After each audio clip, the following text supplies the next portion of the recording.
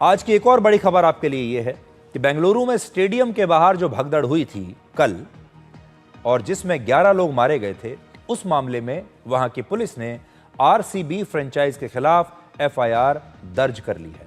इस एफआईआर में कुल 3 आरोपियों का जिक्र है।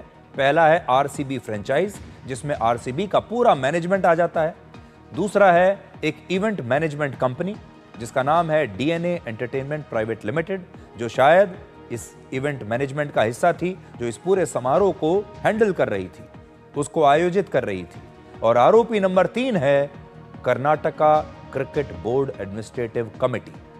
इन तीनों के खिलाफ गैर इरादतन हत्या का मामला दर्ज हुआ है, जिसमें दोषी साबित होने पर 10 साल तक की सजा हो सकती है। और कर्नाटक हाईकोर्ट ने भी इस घटना का स्वतः संज्ञान लिया है और मुख्यमंत्री सिद्धारमैया की सरकार से इस घटना पर स्टेटस रिपोर्ट मांगी है। कर्नाटक की सरकार जानती थी कि हाईकोर्ट ने स्वतः संज्ञान ले लिया है, इसलिए उन्होंने भी यही सोचा कि इस पर एफआईआर कर देना ही बेहतर होगा। इसके अलावा आज हाईकोर्ट में यह सवाल भी उठा कि कर्नाटक सरकार को अदालत में आकर यह बात बतानी चाहिए कि आरसीबी के खिलाड़ियों को सम्मानित करने का फैसला किसका था, और जब यह भगदड़ हुई तो उसके बाद भी इस समारोह को रोका क्यों नहीं गया। आज एक बहुत बड़ा सवाल जो हर कोई पूछ रहा है वो यही है कि जब भगदड़ हुई, उस भगदड़ में 11 लोग मारे गए, उस वक्त तक बेंगलुरु के स्टेडियम में आरसीबी का जीत का जश्न शुरू नहीं हुआ था और वहां जश्न की तैयारियों में जुटे लोगों को यह बात पता थी कि स्टेडियम के बाहर भगदड़ मच गई है और इसमें कई लोग मारे गए हैं। लेकिन इसके बाद भी यह समारोह ऐसे ही चलता रहा और आरोप है कि उप मुख्यमंत्री डीके शिवकुमार खुद स्टेडियम में खिलाड़ियों का स्वागत करने के लिए आए। तो बड़ा सवाल आज ये है कि जब ये घटना हो रही थी तो क्या आयोजकों को ये कार्यक्रम तब रोक नहीं देना चाहिए था?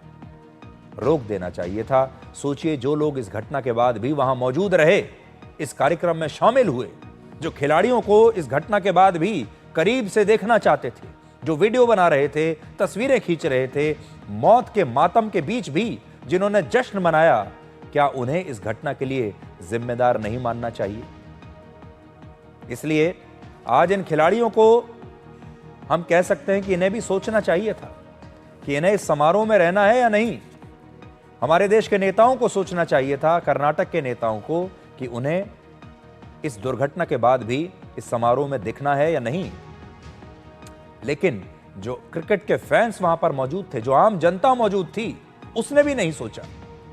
पूर्व क्रिकेटर अतुल वासन और सैयद किरमानी ने भी इस घटना पर सवाल उठाए और पूछा है कि जब भगदड़ में लोग मर चुके थे तो विराट कोहली समेत आरसीबी के बाकी खिलाड़ियों ने इस कार्यक्रम में हिस्सा कैसे लिया और क्या उन्हें इसके बारे में पता नहीं था? प्लेयर्स तो चाह रहे थे कि जी फैंस ने सपोर्ट किया है, तो प्लेयर्स तो ये फैंस के लिए कर रहे थे। और मैं ये नहीं मान सकता हूं कि भाई कि देखिए, अगर मैं प्लेयर्स कहता हूं ना तो मैं सबको मिला के विराट कोहली में डालता हूं। मैं कभी नहीं मान सकता हूं कि विराट कोहली को पता हो कि बाहर लोग मर रहे हैं और वो फेलिसिटेशन अंदर चल रही है। कुछ ना कुछ कम्युनिकेशन गैप रहा होगा। पॉलिटिशियन थिक स्किन्ड होते हैं, रूथलेस होते हैं, उनको फर्क नहीं पड़ता, मैं मान सकता हूं। जो फ्रेंचाइजी है वो क्योंकि बिजनेस है उसका, कॉर्पोरेट वाले लोग हैं, उनको पैसा बनाना है, मैं मान सकता हूं। पर एक खिलाड़ी, वो भी विराट कोहली, बचपन से देखा मैंने, मैं नहीं मान सकता हूं कि उसको पता था। It has been a heart-wrenching. If it was properly organized, everything was in a big rush kind of a thing. You see, RCB took 17 long years to win the coveted trophy. Likewise, the authorities concerned should have taken some more time. A couple of days. Once the players have relaxed in their homes, call them over and properly organized. This is the way it should have been. तो अब देखिए, अलग अलग लोगों की अलग अलग राय है। लोग सवाल तो पूछ रहे हैं, लेकिन एक बड़ा सवाल यह है कि क्या खिलाड़ियों को इस घटना के बारे में पता था? बड़ा सवाल यह है कि क्या विराट कोहली को इस घटना के बारे में पता था? क्या विराट कोहली ये जानते थे कि जिस स्टेडियम में ये सम्मान समारोह हो रहा है, जश्न मनाया जा रहा है, उसके ठीक बाहर लोग लाशों को लेकर जा रहे हैं उसके बाहर इस तरह की तस्वीरें हैं जो अभी आप देख रहे हैं। हम कह नहीं सकते कि विराट कोहली को पता था या नहीं पता था। अगर उन्हें नहीं पता था तब उन्हें बेनिफिट ऑफ डाउट दिया जा सकता है कि उन्हें पता ही नहीं था। लेकिन अगर विराट कोहली को पता था तो सवाल उनसे भी बनता है। अगर बाकी के खिलाड़ियों को पता था कि बाहर इस तरह की दुर्घटना हुई है तो उनमें से कम एक खिलाड़ी तो सामने आता जो ये कहता कि मेरा मन नहीं मान रहा, अब मेरा मन नहीं है इस सम्मान समारोह में रहने का, अब मैं इस जश्न को नहीं मनाना चाहता, मैं यहां से जाना चाहता हूं। कम से कम एक तो कहता। लेकिन दुर्भाग्य ये है किसी ने भी नहीं कहा। लेकिन हम कोई अंतिम फैसला विराट कोहली के बारे में नहीं सुना रहे हैं।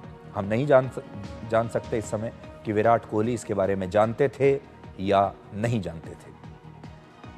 आरसीबी ने भगदड़ में मारे गए लोगों के परिवारों को अब 10-10 लाख रुपए का मुआवजा देने का ऐलान किया है। आरसीबी ने कहा है कि उन्हें इस घटना का बेहद दुख है और पीड़ित परिवारों की मदद के लिए आरसीबी केयर्स नाम से एक स्पेशल फंड बनाने की घोषणा आरसीबी ने की है, जिससे इस दुर्घटना में जो लोग मारे गए उनके परिवारों की आर्थिक मदद की जाएगी। लेकिन सवाल यहां भी वही है कि जिन लोगों को पुलिस मौत का मुजरिम मान रही है वो मुआवजा बांटकर और इस घटना पर दुख जताकर क्या खुद को अब सही साबित कर सकते हैं, कर पाएंगे? आज एक और बड़ा सवाल यह है कि इस देश में जितना भव्य जश्न किसी क्रिकेट टीम के आईपीएल ट्रॉफी जीतने या भारत के वर्ल्ड कप जीतने पर मनाया जाता है, वैसा ही जश्न पाकिस्तान के खिलाफ युद्ध जीतने पर हमारी सेना के लिए क्यों नहीं मनाया जाता? पाकिस्तान के खिलाफ युद्ध में हमारी सेना जीती, क्या उसका जश्न आपको कहीं देखने को मिला? हमारे जो लोग क्रिकेट खिलाड़ियों के सोशल मीडिया पर पोस्ट लिखते हैं, क्रिकेट खिलाड़ियों के लिए उन्हें अपना हीरो मानते हैं और उनकी जीत को अपनी जीत मानते हैं, उनकी जीत में जश्न मनाते हैं, वैसा ही हमारे देश के लोग अपनी सेना की जीत पर क्यों नहीं करते? आज आप इन तस्वीरों को देखिए और सोचिए कि क्या आपने ऐसी भीड़ तब देखी थी जब भारत की सेनाओं ने इस बार पाकिस्तान को युद्ध में हराया था? क्या यह भीड़ आपको तब देखने को मिली थी? आप पाकिस्तान की तस्वीरों को हम आपको दिखाएंगे, लेकिन पहले जरा ये तस्वीरें देख लीजिए, अपना मन भर लीजिए। ये सारी तस्वीरें जो आप देख रहे हैं ये क्रिकेट के फैंस की हैं। जून 2024 में जब भारत ने वर्ल्ड कप जीता था तब देखिए कितने लोग सड़कों पर निकल कर आए थे, जश्न मना रहे थे। यह है वर्ल्ड कप का जश्न, क्योंकि भारत वर्ल्ड चैंपियन बना था क्रिकेट में। अगर कल की तस्वीर आपको दोबारा से मैं दिखाऊं तो जब आरसीबी ने कल बेंगलुरु में अपना जश्न मनाया 4 जून 2025, ये तस्वीर देखिए। ये आरसीबी के आईपीएल जीतने की खुशी में कितने लोग बाहर निकल कर आए हैं, ये उसके जश्न की तस्वीर है। लेकिन क्या आपने ऐसा जश्न कभी भारत की सेना के लिए देखा है? क्या हमारे वीर जवानों के लिए देखा है? भारत की सेना ने 4 दिन के अंदर पाकिस्तान को जो सबक सिखाया, हर क्षेत्र में पाकिस्तान को हराया, पाकिस्तान को अपने घुटनों पर ले आए, पाकिस्तान को मजबूर कर दिया कि वो सीज फायर मांगे। क्या हमने अपनी भारतीय सेना के लिए कहीं भी एक बार भी ऐसा जश्न मनाया? अब जरा पाकिस्तान को देखिए, जहां हार कर भी पाकिस्तान के लोगों ने सड़कों पर उतर कर अपनी झूठी जीत का जश्न मनाया। और वहां के प्रधानमंत्री शहबाज शरीफ ने यह ऐलान किया है कि अब से हर साल 10 मई को पाकिस्तान में विजय दिवस मनाया जाएगा, जिसे मरकाए हक कहेंगे। इसका मतलब होता है सच्चाई के लिए लड़ा गया युद्ध और उसमें मिली जीत। जबकि सच्चाई तो यह है कि पाकिस्तान इस युद्ध में बुरी तरह से हारा, लेकिन हार कर भी जश्न मनाया जा रहा है और हमारे देश में जीत कर भी हमारे देश के लोग सेना पर सवाल उठाते हैं। हमारे देश का एक ऐसा वर्ग है और जश्न मनाना तो बहुत दूर की बात है।